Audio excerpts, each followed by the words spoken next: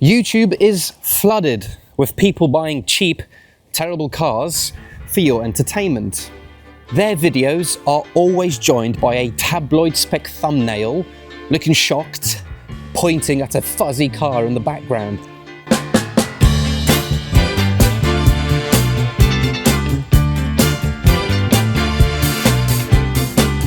The title would then be something utterly ridiculous, like, I bought a car for 20 quid, but it's been sat on by a sumo wrestler, or I bought the world's cheapest BMW, all I had to do was share my wife on the night to get it. You know, something like that.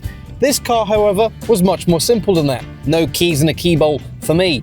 In fact, I didn't even go and get it myself. This car was found and collected by my friend Ledor, who asked me if I fancied going halves in it. But that's it, there is no catch. The price for this fine slice of Bavaria, you might be wondering? 475 quid, of which 230 were mine. So, why did we bother with it? Well, it's a warm Sunday morning, it's 10 o'clock, I've got the entire day off, as does cameraman Matt, who's currently on holiday somewhere in a tent, which means I'm filming this on my own, and I've got the entire day to parade around town and try and figure out why this might just be the best way to spend 500 bucks. And you're coming with me, by the way. Hop in.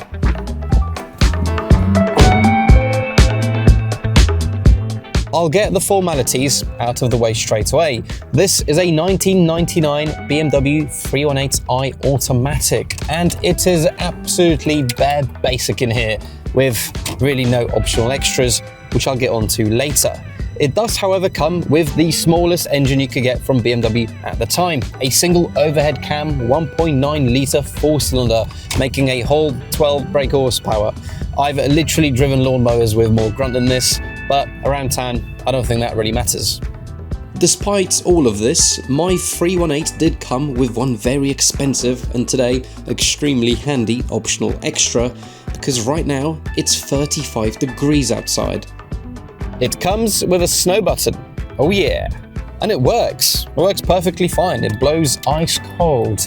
Personally, I'm not hugely into AC, I'd rather have the windows down, but on a day like today, I don't have a choice. And it's not because it's 35 degrees outside, it's because there's a slight air leak under the bonnet, meaning the car wants to stall unless I have the AC compressor turned on. We're really off to a flying start here, and that's partly because out of all the cars that I've ever driven and owned, this generation of the BMW 3 Series, the E46, might be one of my favourites. These cars are my bread and butter. In fact, I've already owned one just like this. Here's a photo of it, and yep, I was young back then and ruined it by making it absolutely undrivable, but the suffering only brought us closer. Anyway, there's a very good reason as to why I really like these cars and why I think this one is definitely worth 500 quid. Let me transport you to Britain in 1998. My new BMW was actually brand new, with the model having come out just a few months prior. It joined us when the cultural boom of Cool Britannia was very much in full swing. We had a brand new Prime Minister who was very popular in Britain, and he was mates with Britpop stars who were very popular around the world. You get up there and you shake Tony Blair's hand, man. He's a man. Power to the people! In fact, anything British was popular during this time in history, from fashion icons to sports stars and even big British press. Britain was buzzing. It was a driving force of culture, style and trend, a lot of which stemmed from and celebrated the culturally powerful working class life, which stretched to the automotive sector and reflected the way Brits bought their cars. For decades, the general public was used to, and quietly mindful of, driving something that made them look hard-working and honest. Look, even the politicians were at it. All of this meant that come the tail end of 2004, which is the end of the production run for my plucky little 318, Ford were absolutely dominating in sales, with the Mondeo, the most popular car in Britain at the time, registering 60,000 brand new units in that year alone. The E46, however, wasn't too far behind. You see, while Britain made a lot of cultural noise around having this working class, By the end of the 90s, British jobs, incomes and lifestyles were becoming increasingly middle class. Inflation was falling, unemployment was falling, and interest rates were falling. As a whole, Britain was a relatively well-off country. So when a car company comes along and offers you a more elegant, sporty middle class image at a price you can actually still afford, you can imagine where the buyers went. The Mondeo's 60,000 units was suddenly less impressive when you realise the 3 Series sold 50,000.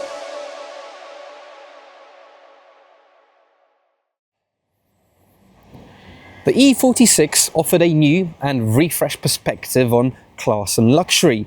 Today's obsession with silent wealth stems back to the imagery of the 90s and the early 2000s, the era of the E46.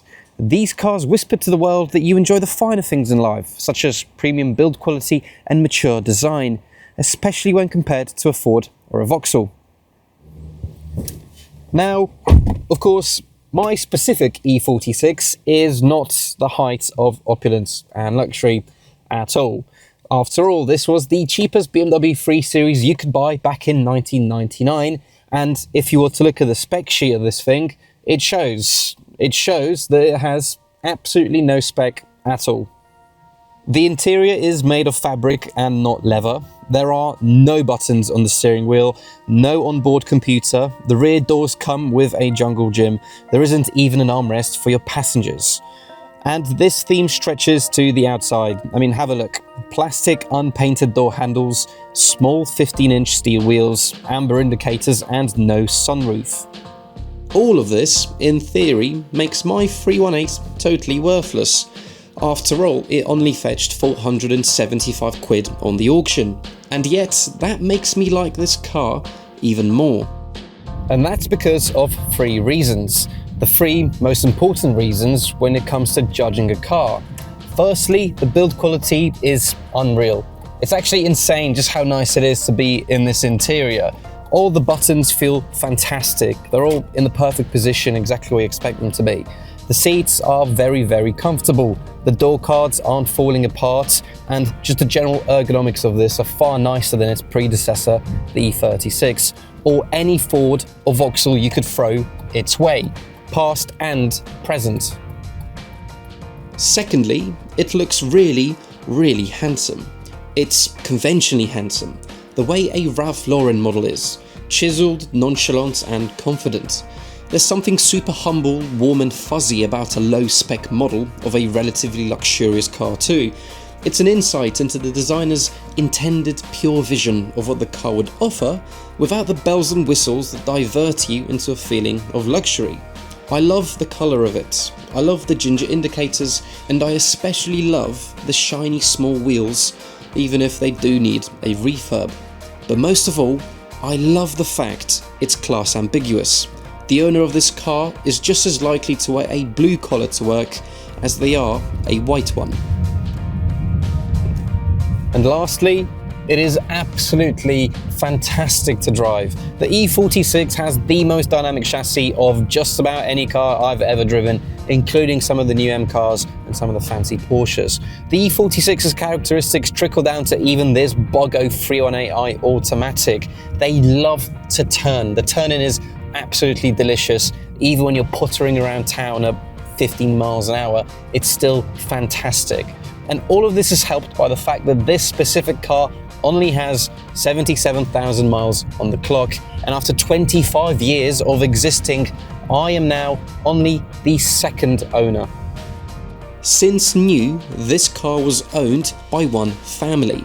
Technically, there are 2 names and 2 V5s, a lady and a gentleman, but they share a surname and an address. The address on those V5s takes you to a cul-de-sac in a predominantly working-class village surrounding Manchester, a city which was prospering by the end of the 90s, benefiting from growing investment to its growing town centre and a growing service sector of jobs in finance, media and education.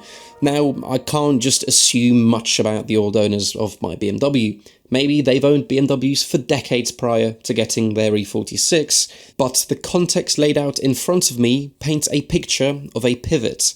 A pivot away from the most popular Ford or Vauxhall you'd have expected to see on that driveway, and instead into a more premium BMW, one that has very much become a part of the furniture here in the UK.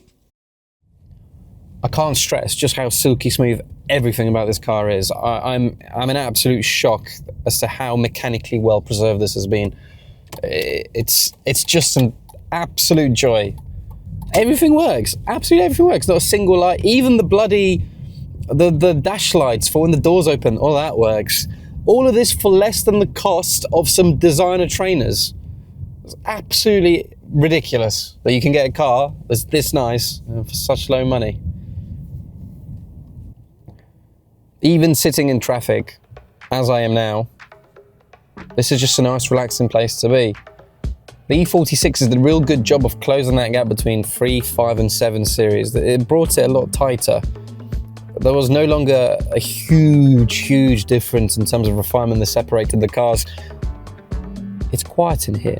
Nothing vibrates, nothing rattles. This is the most clackety engine of them all, and yet it's peaceful in here. Gone are the days where you needed a big luxurious V12 to really feel comfort and peace. Now you can do it in one of these. Really nice car. Really like it. Come 2010, the 3 Series outsold the Mondeo in the UK by the same margin it lost by a decade prior in 1999. The sales of my E46 walked, so the sales of its successor, the E90, could fly. I do want to make one thing clear though. This is not going to be a channel where I just buy cheap cars and make videos about them for the sake of them being cheap. I'm not really into any of that stuff. In fact, I actually like nice, working, good things. The quirks and charms of something that's old, cheap and broken doesn't appeal to me as much as maybe other YouTubers. However, I simply cannot resist a really nice E46. I've had 4 of these cars now. I know them pretty well and they genuinely excite me. I genuinely think this is going to be the most sought after classic BMW in the near future.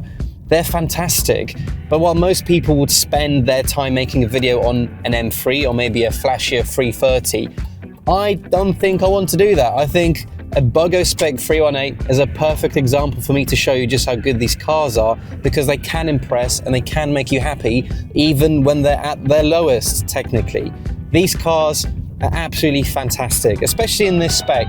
Titan silver, amber indicators. This is like the most definitive BMW combo from the 90s. It is a design classic and a staple of what made BMW, what gave BMW the reputation, the imagery you attach to them today.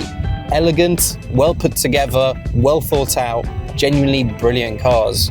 There's a reason Princess Diana used to chip about in 3 and 5 series, and I reckon if she lived long enough to see this bloody thing here, she'd probably have one.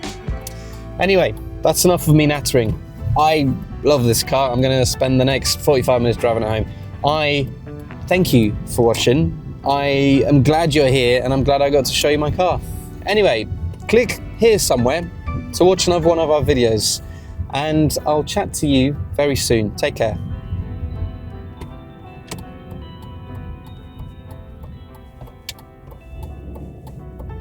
Ooh, M5 Touring. That one is manual swapped. I know that car. Very cool car.